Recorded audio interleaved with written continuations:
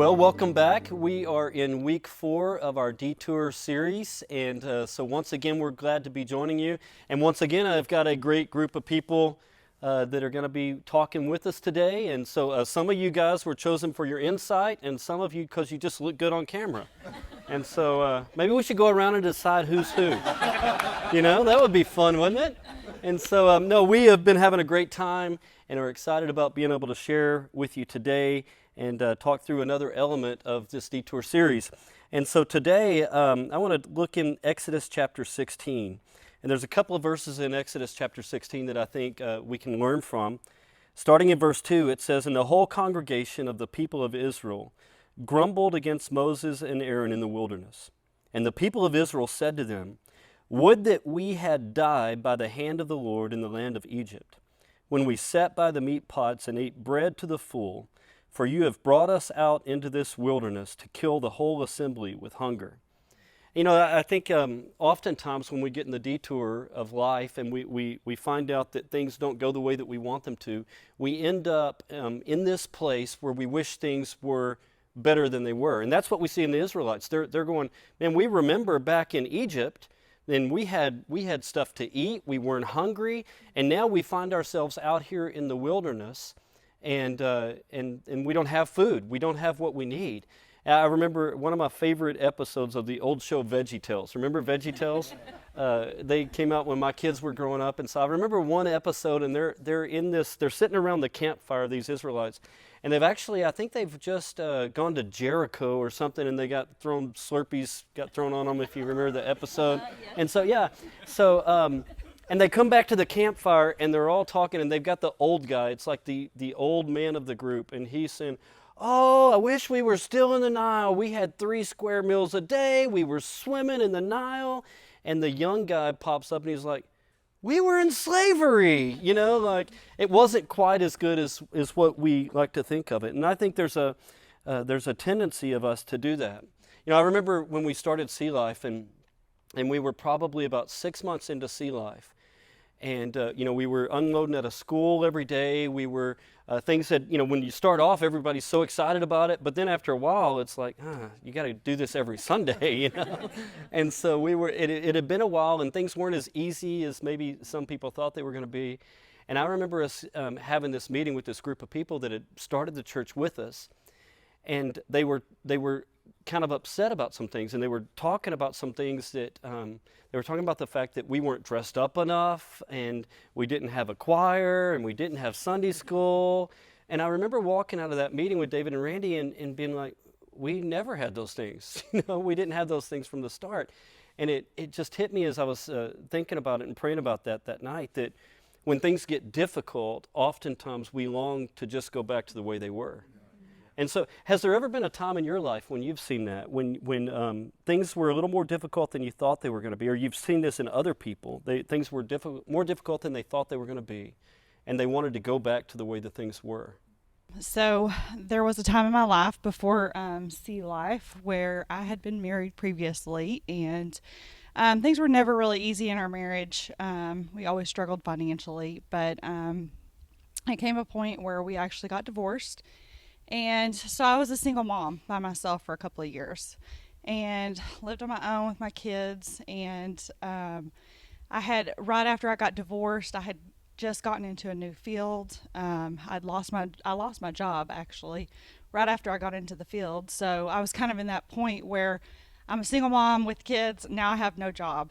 And so I had to find something to sustain me for a little while. So I started doing some contract work, but it was such a low point in my life where I just felt like, would it have just been better to stay married, so that I would have someone else to support me. And, somehow I managed. But I remember during those times, being so desperate. I mean, you don't want to be desperate. You don't want your kids to know what's going on. You don't want them to know you're poor. You don't know if you're going to be able to keep the lights on, and how you're going to buy groceries or any of those types of things. And I mean, there were times when, I had to get really creative, and we were eating beans or ramen noodles or, whatever was cheap that you could eat. And when you get to that point, I think in your life, you just think, I have nothing else except for God. Yeah, I don't have that's anything good. else to rely on. And so I think even though those were really, really tough times for me, I can still look back at that and see it as a blessing and know that, like, even now, like going through anything that I'm going through now, I know that God took care of me in those times. And if it wasn't for Him every single day, there's no way that I would have made it on Mm, my own. that's good. That's good. Joe, what about you? I know you were. When I was 23, that's when I found Christ. And when I accepted the gift that God has given me, it was, looking back, the biggest detour of my life. You know, the friends I had, the things that I was doing, all of a sudden changed. You know, I started Yeah. reading the Bible and learning more about God and what it is to stay within His will. Mm. And I started having to cut some things out of my life. And there was times where it would have been really easy to go back, Yeah. go back to something that was very familiar to me. But it was God's overwhelming peace Yeah. that I've never felt internally before. Even though everything around me was kind of changing, it was kind of chaotic. I had God's peace. I started getting more strong in my prayer life, and people praying for me, through that time. I'm a pretty quiet guy, I don't but know.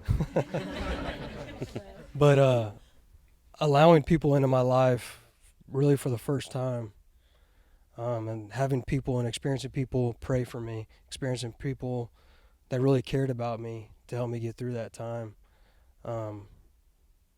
It showed me a lot about who God was Mm. and what God has done in all these people's lives within the church. Yeah. So that's kind of what Yeah, made it that's good. possible for me. That's good. Anybody else? Yeah, whenever Asher passed away, 6 months after that, the Lord opened a door for David and I to move to the Midwest and to minister there. And so that was really difficult to move 6 months after such a tragedy. And a month after we moved, I found out I was pregnant with Archer. And that truly was the darkest time of my life, being pregnant with Archer. It was scary because of the tragedy that I had experienced, and I was fighting this silent battle. I wasn't telling anyone. And I guess finally when I brought it to the light to David, and it was daily, I was having to ask the Lord to sustain me for the day, to get me out of bed and to take care of my children, and just to sustain me for the day, for 9 whole months while I was pregnant. And then finally, when it got time to have Archer, which I thought I was going to be pregnant with him until he went to college because he was not coming.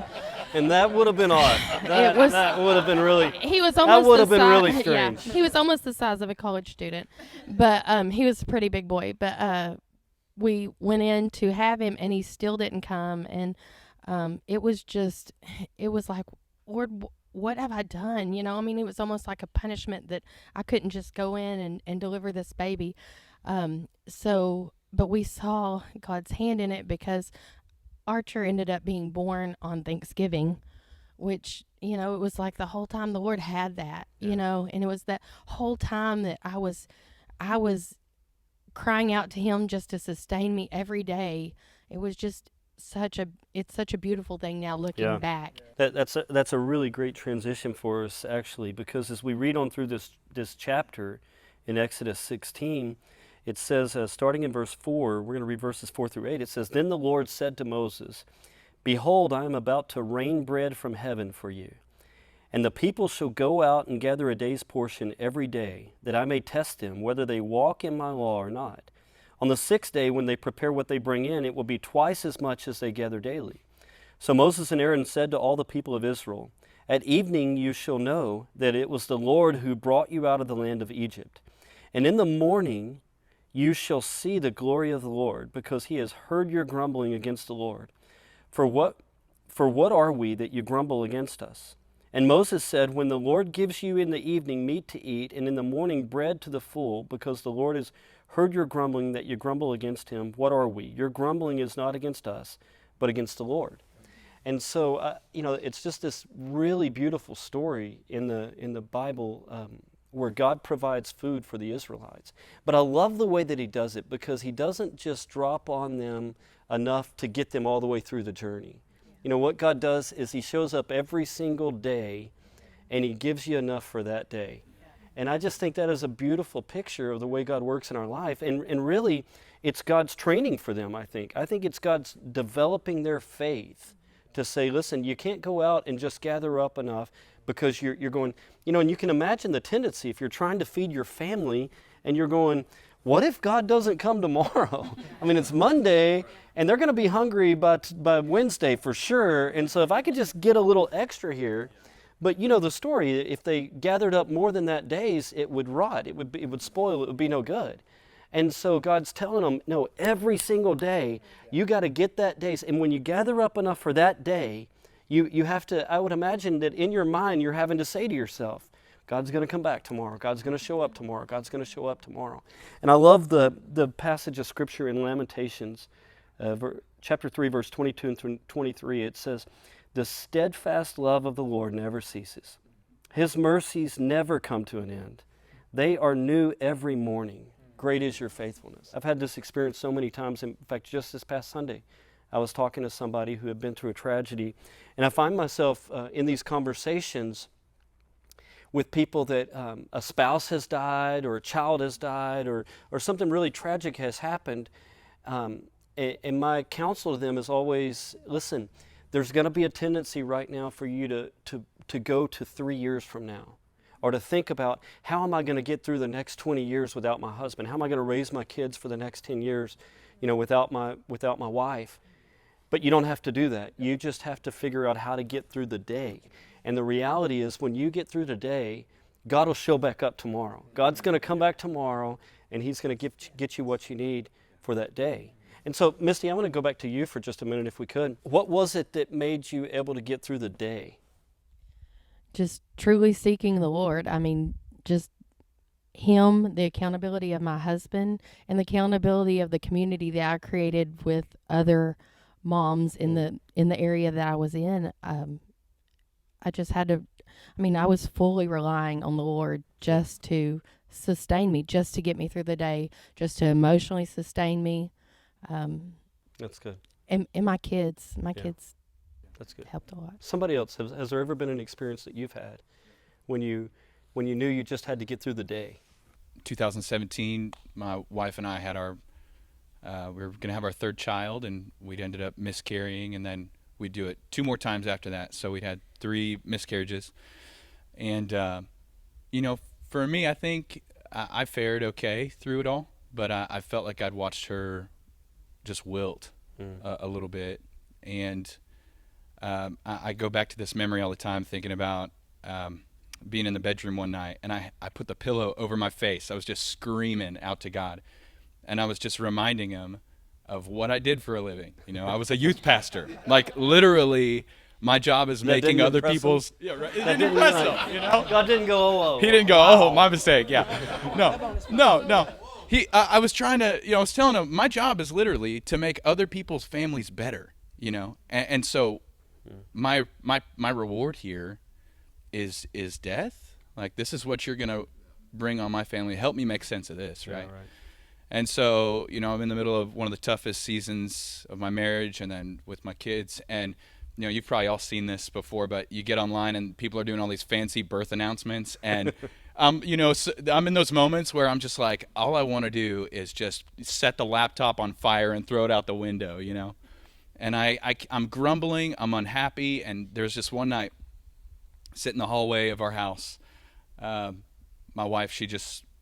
really tenderly, she looked at me and she said, Jeremy, I don't even think you believe in God anymore. And I think she was right. I was right in the middle of being a pastor, but I didn't believe or trust God at all. And so I think in that moment, my experience was really similar, that if right in the middle of one of the most painful, hurtful seasons of my life, there was just a little bit of grace every day through my children, the two kids I had that reminded me of just how much God did love me, that he'd give me two incredible gifts, the little bit of grace that I'd see in my wife, my spouse, that God gave me this incredible woman to walk through this horrible circumstance with. These little things along the way that I think the tendency for us sometimes is just to sort of take for granted, You're supposed to get married, you're supposed to have kids, all those things. But these are gifts. Yeah. This is grace, Yeah. And I go back to this in my mind, and I think about just exactly what you were saying, Pastor. Like, God didn't give me the answer altogether right away, but Amy Bartis helped me put some words to this here recently. But what I was doing, I think, in those moments was I'd get up in the morning and I'd feel so frozen at our circumstances, and I would literally just kind of tell myself, Jeremy, do the next right thing. Yeah, that's good. Does that mean, maybe it means putting your leg out of the bed, brushing your teeth that morning or taking a shower that day? Just do the next right thing, and God will give you grace for that moment. And I think for me, man, those little things along the way, it was never the big answer, but it was just the little pieces along the way that God really showed himself through. So, Casey, obviously we didn't bring you here for your good looks. So, you got any insight for us?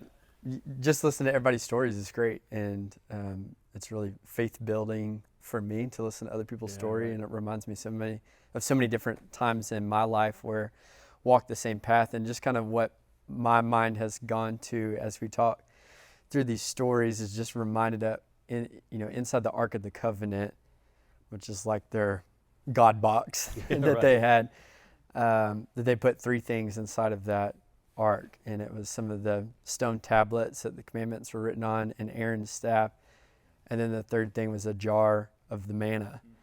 And I think everybody, like a mason jar. Yeah. I think everybody needs to put a jar of manna in your God box, and just be reminded of all those times whenever you were just going day to day, and God only gave you enough that day, but you know what? He was faithful every single day until he got you out of the wilderness. And out on the other side of the wilderness was the promised land. But you know what? On the other side of the promised land, there's going to be another wilderness. And so you should put some manna in the box to remind you God was faithful then.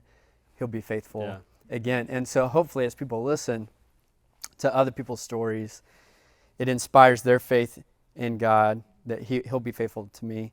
And also, hopefully, it reminds you of the stories in your life, the times in your life when God has been faithful to you, and that you can pull from those moments and those experiences so that faith would rise up even in the wilderness. And just recognizing, for all of us, just recognizing that that's what God's doing, that in those times, God is really building our faith. I know Jill and I went through this past, it was right around Christmas time. We just had a scare. We're on a good side of it now, but with our youngest child, with Julia, she had this pain in the leg, and the doctors were really worried about it. We did MRIs, and they were afraid that it could be cancer or some kind of bone infection, and there were some days there that were really scary. In fact, Christmas Eve was like a really bad service for me. And I can remember coming to preach, and we're talking about, God bringing hope into darkness. And I was really coming up, I drove out to Forney and then was driving here.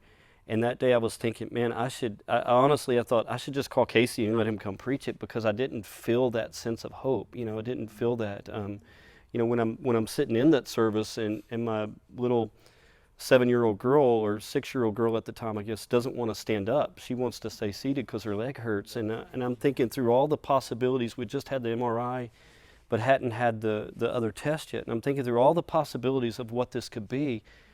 And I can remember at one point trying to think through, well, what will this mean, and what will this mean at this point? And we could be talking about this, and and they're throwing all kinds of scary scenarios at us. And just coming to that place of saying, you know what, we have to trust God today. We have to trust God today. And I think through that, God teaches us. Man, this is what you need to get through the day, and we have to learn to believe. We have to learn to believe, that in line in Lamentations, that great is thy faithfulness. That God is going to be faithful. And so, and we are so glad that you've joined us for this discussion. We hope you can have some great discussion in your groups as you talk about these things.